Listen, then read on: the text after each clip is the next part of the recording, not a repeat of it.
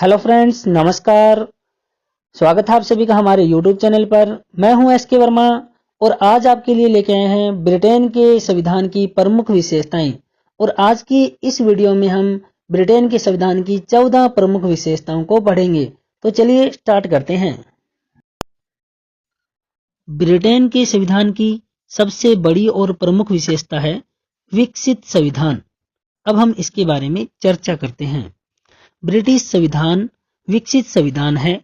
यह संविधान किसी निश्चित समय पर संविधान सभा द्वारा निर्मित नहीं किया गया है, वरन इसका धीरे धीरे विकास हुआ है तथा अंग्रेज जाति ने आवश्यकता के अनुसार और परिस्थितियों को ध्यान में रखकर समय समय पर इसमें परिवर्तन किए हैं। ब्रिटेन में 9वीं सदी से राजतंत्र की स्थापना हुई। 13वीं सदी में संसद का विधिवत चलन प्रारंभ हुआ और 17वीं सदी में संसदीय प्रभुसत्ता की स्थापना हुई और उसके पश्चात का संवैधानिक इतिहास ब्रिटिश व्यवस्था के लोकतंत्रीकरण की गाथा है। इस प्रकार ब्रिटेन के प्रतिनिधियों ने कभी भी एक स्थान पर एकत्रित होकर अपना संविधान या इसका कोई अंग नहीं बनाया है, जैसा कि संयुक्त राज्य अमेरिका, भारत आदि में किया गया है। ब्रिटिश संविधान किसी एक आलेख में उल्लेखित नहीं है और न उसका कोई एक स्रोत है। ब्रिटेन के संविधान की पहली बड़ी विशेषता थी विकसित संविधान। अब हम इसकी दूसरी विशेषता को जानते हैं। दूसरी बड़ी विशेषता है अलिखित संविधान। अब हम इसके बारे में विस्तृत चर्चा करते हैं। अलिखित संविधान से आशय है वह संविधान जिसका अधिकांश भाग लिपिबद्ध न होकर परंपराओं पर आधारित हो। न्यूमैन के शब्दों में जो बात ब्रिटिश संविधान को विशिष्ट बनाती है वह ऐसे अनेक नियमों का अस्तित्व है जो केवल परंपराओं पर आधारित है। ब्रिटेन की संविधान की पहली विशेषता विकसित संविधान, दूसरी विशेषता अलिखित संविधान और अब पढ़ते हैं तीसरी विशेषता। तीसरी विशेषता है एकात्मक संविधान। अब इसके बारे में विस्तृत चर्चा करते हैं। ब्रिटेन का संविधान एकात्मक है। वहां शासन की समस्त सत्ता केंद्रीय शासन के अंतर्गत है। देश का समस्त शासन ब्रिटेन की राजधानी लंदन नगर से संचालित होता है। प्रशासनिक सुविधा की दृष्टि से केंद्रीय सरकार के द्वारा स्थानीय प्रशासनिक इकाइयों की स्थापना की गई है और इनको पर्याप्त शक्तियां भी प्रदान की गई है, परंतु शासन व्यवस्था एकात्मक होने के कारण उनका अस्तित्व केंद्रीय शासन पर निर्भर करता है, क्योंकि उन्हें शक्तियां संविधान से नहीं वरन केंद्रीय सरकार से प्राप्त हुई है। ब्रिटेन के संविधान की पहली विशेषता थी विकसित संविधान, दूसरी विशेषता अलिखित संविधान, तीसरी विशेषता एकात्मक संविधान और अब जानते हैं चौथी विशेषता सीमित रूप में शक्ति का विभाजन। चलिए विस्तृत चर्चा करते हैं। शक्ति पृथक्करण सिद्धांत के प्रतिपादक मोंटेस्क्यू का विचार था कि ब्रिटिश संविधान शक्ति विभाजन सिद्धांत पर आधारित है, लेकिन वास्तविकता यह है कि ब्रिटेन ने पूर्णतया इस सिद्धांत को कभी नहीं अपनाया है। ब्रिटेन में संसदात्मक शासन व्यवस्था होने के कारण व्यवस्थापिका और कार्यपालिका अनिवार्य रूप से परस्पर संबंधित है, परंतु न्यायपालिका स्वतंत्र है। ब्रिटेन के संविधान की पहली विशेषता विकसित संविधान, दूसरी अलिखित संविधान, तीसरी एकात्मक संविधान, चौथी सीमित रूप में शक्ति का विभाजन। अब जानते हैं पांचवी विशेषता सुपरिवर्तनशील या लचीला संविधान। चलिए विस्तृत चर्चा करते हैं। ब्रिटिश संविधान लचीला तथा सुपरिवर्तनशील संविधान है। इसका अर्थ है कि ब्रिटेन में साधारण कानून बनाने की प्रक्रिया और संविधान संशोधन की प्रक्रिया में कोई अंतर नहीं है। संसद अपने साधारण बहुमत से कानून बना सकती है और इसी प्रकार वह साधारण बहुमत से संविधान में भी संशोधन कर सकती है। लचीलेपन के कारण ही ब्रिटिश संविधान अनेक संवैधानिक संकटों का सामना करने में सफल हुआ है। ब्रिटिश संविधान की पहली विशेषता है विकसित संविधान, दूसरी विशेषता अलिखित संविधान। तीसरी विशेषता एकात्मक संविधान। चौथी विशेषता सीमित रूप में शक्ति का विभाजन। पांचवी विशेषता सुपरिवर्तनशील या लचीला संविधान। अब जानते हैं छठी विशेषता। छठी विशेषता है सिद्धांत एवं व्यवहार में अंतर। चलिए विस्तृत चर्चा करते हैं। ब्रिटिश संविधान की यह विशेषता है कि उसमें सिद्धांत और व्यवहार में अत्यधिक अंतर पाया जाता है। उदाहरण के लिए सैद्धांतिक दृष्टि से ब्रिटेन में निरंकुश राजतंत्र है, परंतु व्यवहार में वहां संसदीय लोकतंत्र है। इसी प्रकार ब्रिटेन में सैद्धांतिक रूप में संसद मंत्रिमंडल पर नियंत्रण रखती है, किंतु व्यवहार में मंत्रिमंडल ही संसद पर नियंत्रण रखता है। चलिए आगे जानते हैं ब्रिटेन के संविधान की सातवीं विशेषता को। ब्रिटेन के संविधान की सातवीं विशेषता है विधि का शासन। चलिए विस्तृत चर्चा करते हैं। ब्रिटिश संविधान की एक अन्य महत्वपूर्ण विशेषता यह है कि उसमें विधि की प्रधानता है और उसके अंतर्गत ही देश का समस्त शासन होता है। विधि के शासन का अर्थ है कि ब्रिटेन में शासन का संचालन किन्हीं विशेष व्यक्तियों की इच्छा द्वारा नहीं, वरन विधि के द्वारा ही किया जा सकता है। विधि के ऊपर कोई व्यक्ति नहीं है। विधि की दृष्टि में सब लोग समान हैं और सभी के लिए समान दंड विधान है। आगे जानते हैं ब्रिटेन के संविधान की आठवीं विशेषता को। आठवीं विशेषता है प्राचीनतम लोकतांत्रिक संविधान। चलिए विस्तृत चर्चा करते हैं।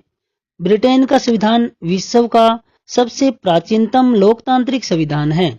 ब्रिटेन में राजनीतिक स्थिरता के कारण वहां की राजनीतिक संस्थाओं को फलने फूलने का पर्याप्त अवसर प्राप्त हुआ है। वहां पर कई बार राजनीतिक उथल पुथल भी हुई, पर वहां लोकतंत्र सुरक्षित बना रहा। इसका मुख्य कारण इंग्लैंड के निवासियों की राजनीतिक जागरूकता, लोकतंत्रीय मान्यताओं के प्रति उनकी निष्ठा तथा उनमें लोकतंत्रीय प्रवृत्ति का होना है। चलिए जानते हैं ब्रिटेन के संविधान की नौवीं विशेषता को। नौवीं विशेषता है संसदात्मक लोकतंत्र। चलिए विस्तृत चर्चा करते हैं।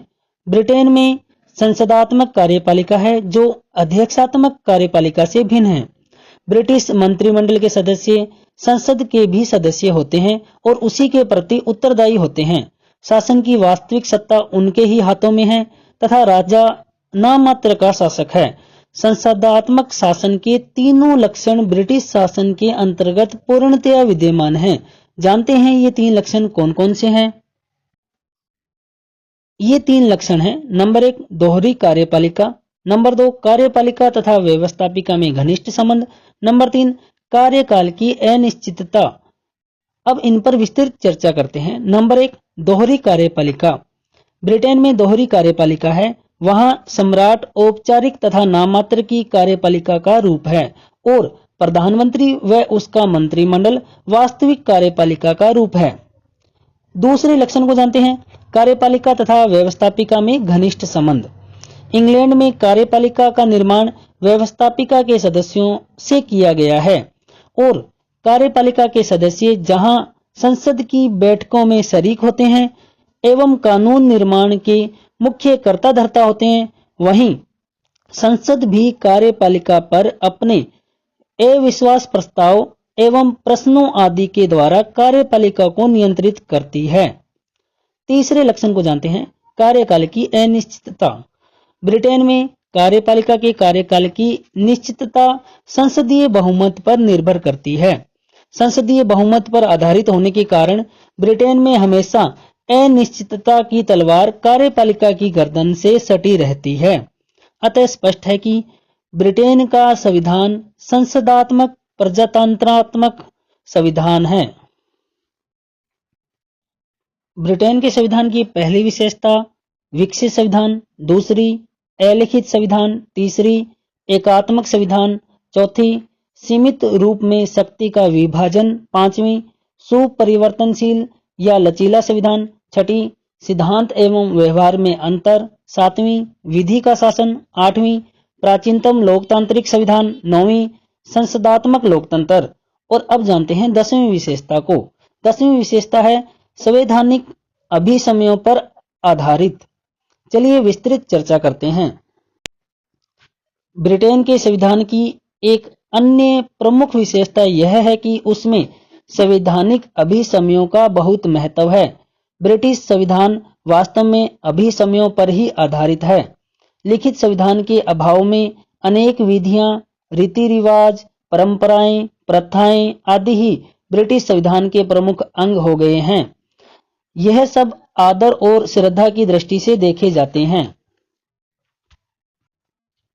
अब देखते हैं ब्रिटेन के संविधान की 11वीं विशेषता।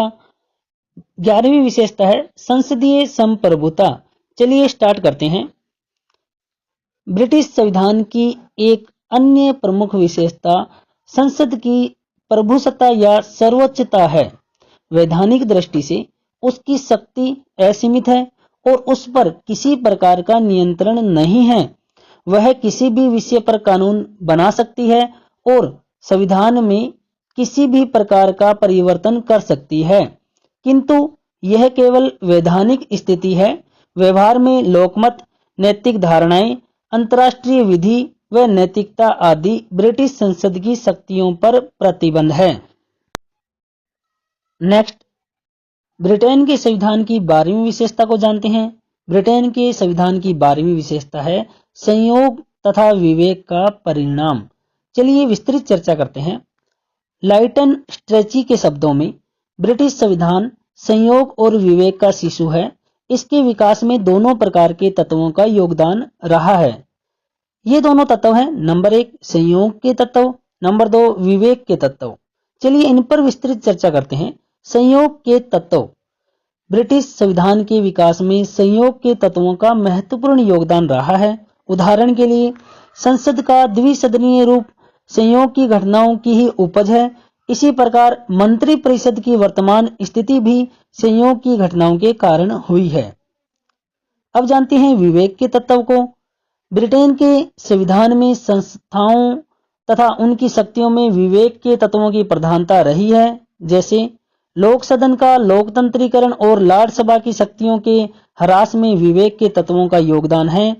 इसके अंतर जहां 1832, 1867 तथा 1884 के अधिनियमों ने लोक सदन का लोकतंत्रीकरण किया है, वहीं 1911 और 1949 के संविधान ने लॉर्ड सभा की शक्तियों का ह्रास किया है। अब जानते हैं ब्रिटेन के संविधान की 13वीं विशेषता को। 13वीं विशेषता है मिश्रित संविधान। चलिए विस्तृत चर्चा करते हैं। ब्रिटेन के संविधान में शासन के समस्त स्वरूपों का सम्मिश्रण दिखलाई देता है। मूल रूप से 3 प्रकार की शासन व्यवस्थाएं राजतंत्र, कुलीन तंत्र और प्रजातंत्र होती है। ब्रिटेन में इन तीनों ही शासन व्यवस्थाओं के लक्षण विद्यमान हैं। ब्रिटेन के संविधान की पहली प्रमुख विशेषता विकसित संविधान, दूसरी विशेषता अलिखित संविधान, नंबर 3 एकात्मक संविधान, नंबर 4 सीमित रूप से शक्ति का विभाजन, नंबर 5 सुपरिवर्तनशील या लचीला संविधान, नंबर 6 सिद्धांत एवं व्यवहार में अंतर, नंबर 7 विधि का शासन, नंबर 8 प्राचीनतम लोकतांत्रिक संविधान, नंबर 9 संसदात्मक लोकतंत्र, नंबर 10 संवैधानिक अभिसमयों पर आधारित, नंबर 11 संसदीय संप्रभुता, नंबर 12 संयोग तथा विवेक का परिणाम, नंबर 13 मिश्रित संविधान।